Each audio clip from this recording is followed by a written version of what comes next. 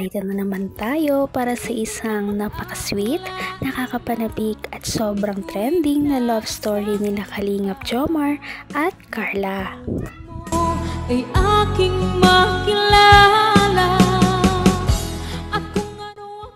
Para sa pagpapatuloy ng ating love story ay medyo kapanapanabik ang pangyayari sa kwento nila Kalingap Jomar at Ate Carla dahil parang dito na nga natin malalaman kung magpapatuloy pa ba ang kanilang love team dahil parang nagkakalaubuan na daw sila dahil sabi ni Kalingap Jomar na hindi na daw siya kinakausap ni Ate Carla. Ilang araw na daw silang hindi nagkaka-chat at dahil doon ay nag-alala na nga si Kalingap Jomar kaya tuluyan na niyang pinuntahan si Ate Carla. Pinuntahan niya ito sa kanilang school ngunit hindi niya na ito naabutan kaya naman hindi na niya natiis at pinuntahan na niya si Ate Carla doon sa isa pang tinutuluyan niyang lugar. Ang nice ko lang. Sila ba yun? Sila ba yun? Hindi ko nakikita. Babe! Babe! Baby! Okay ka lang ba? Uy! Siya ba yan? Malungkot na naman si Kuya Jomar. Kuya Jomar, okay lang po yan. Lalabatin po yung sa Ate Carla. Huwag ka mag-alala. Habang nagbuhay may pag-asa. Maghintay lang po tayo kahit ginabi na po tayo. Salamat. Bro, pasensya na. Ginabi na tayo. Okay lang. Oras na, oh. Baka yung makalingan mo yan. Ha? Dali! Yung pagkain, yung maganda sa Kuya Jomar. Wala. Lutom na. Di pa nga natin namin si Carla yung lagi. Ay, pinapatawa lang kita ko. Awan na Kuya Jomar. Ay, lipat-tap na yung ano. Ha? Tinabunan ng lipat-tap. Di ka tap-tap yan. Ano yan? Bakit na ilaw? Makuryente ka. Ayan. Ha?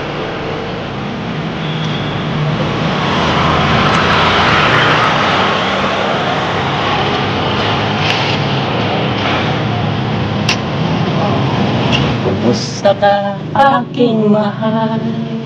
Sana ay nasa mabuti ka. Huwag Kung intindihin, nakakaraos. Kung ano ako'y tanggap mo na, hindi ka rin nag-alin. Makikita talaga natin kung gaano nagpupursige si Kalingap Jomar na talagang makipag-ayos o makausap man lamang si Ate Carla kahit na hindi niya alam kung ano na nga ba ang nangyayari sa kanilang relasyon dahil hindi na nga sila nagkakausap kaya hindi rin natin sigurado ang mga mangyayari. Huwag Kung intindihin, nakakaraos din. Mga gabing mapanlawan, dinadaan sa awiting, nalulungkot ang damdamin, naaaliw na rin. Panaginip ko'y laging ikaw, Carla. lang. Kahit na dilat yaring mata, kahit na malayo kay para rin kapiling ka, Carla. Lang.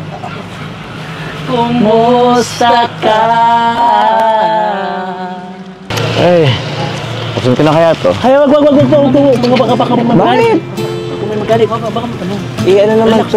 Di yan. Hindi po. Di. Na. Ayan na po. Hala. Bakit? Pupunta natin, di ba? Hala, di pa nagbubukas yun.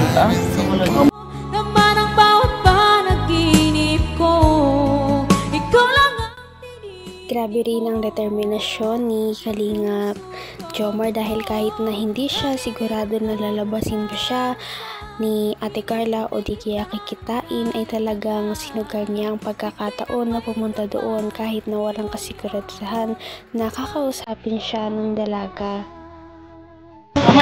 Alay! Uy! Yung ano, sige. Ha? Ayan na po. Oo, maano to ano eh. Ala. Kami na. Baka magkaroon. Hindi yan. Punta natin yan. Hindi lang. Ikaw kasi. Ay. Shoot mo lang. Alay. Tao po! Carla! Oo, Rosan. Basta? Andiyan pa si Carla? Asya? Pwede ba po kasi? Tawagin ko lang kasi. Ah? Sige, hindi kasi nag-chat eh. Walang reply. Ano po, di ba? Kung hindi tayo pumasok, hindi na si Carla dito. Dito daw pala eh. Dito sa taas. Nagbukas yung pinsan si Rosan. Oo. Ano yun? Pagkasan. Hindi ka ng tingin eh. Buong yung TV. O, tira yung ano mo. Baka Maubos ng ilaw. Oo. Ayusin mo. Ayusin mo pa ba? Hawakan mo na ito. Ako din, gutom na ako. Baka hindi rin dito. Wala ko dyan. Ha? Uy! Huwag mo nang langmang. Walang lakas mo. Ba't yan? Tigil sa Ibalik mo yan. Hindi yan sa'yo. Tatlo. Para yun sa mga ano natin, kilala, ano, marusaan. Dito ba yan? Pang ano nila yan, minsan pambaon nila yan. Pangkain nila. Ay, una, para namang hindi kita nililibre na. Hanggang wakas ay tayo ng dalawa. Palagi kang naman ang isip ko. Mabuti naman at pinapasok na si Kalingap Jomar at nagkaroon na tayo ng kaunting pag-asa na magkakausap na silang dalawa. Ngunit sana nga talaga ay mag-ayos na sila para naman maging masaya na ulit ang kanilang love team. Ano na kaya ang mga susunod na mangyayari? Pangkain nila. Ay, una, para namang hindi kita nililibre ng pagkain. Medyo Mar, puro naman pala dito ha.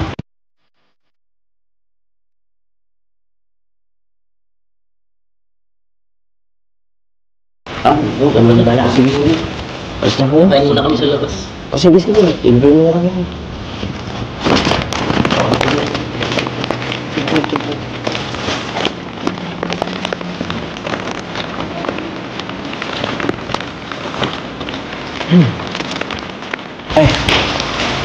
Ay, Carla. Hello po. Kumusta? Bakit? Ito ka naman ah. Daw yan. Meron pala akong ano kayo, bigay sa'yo. Bulaklak. Ito, surprise ko sa'yo. Tapos yung isa. Kumusta ka? Okay lang po. Okay ka lang. Hindi kasi kita makontak kanina. Hindi ka man nagre-reply sa akin. Ano, okay ka lang ba? Talaga? Pasensya na po, madami po kasi akong ginagawa ngayon. Siya. Ano kasi Carla, galing kami kanina sa inyo, kila mama mo. At may nabanggit kasi sa akin na medyo Kahit na medyo nagtatampo si Kalingap Jomar kung bakit hindi siya kinakausap ni Ate Carla, ay syempre nakita pa rin natin na masaya siya na nakita na niya ang dalaga. Kaya sana ay maayos na nila kung ano ba talaga ang nangyayari at magkalinawan na nga sila para naman magkaroon ng pagkapatuloy ang kanilang love team. Magkakaayos pa kaya sila o dito na magtatapos ang kanilang istorya? Patindi na ng patindi ang mga pangyayari sa kanilang love story.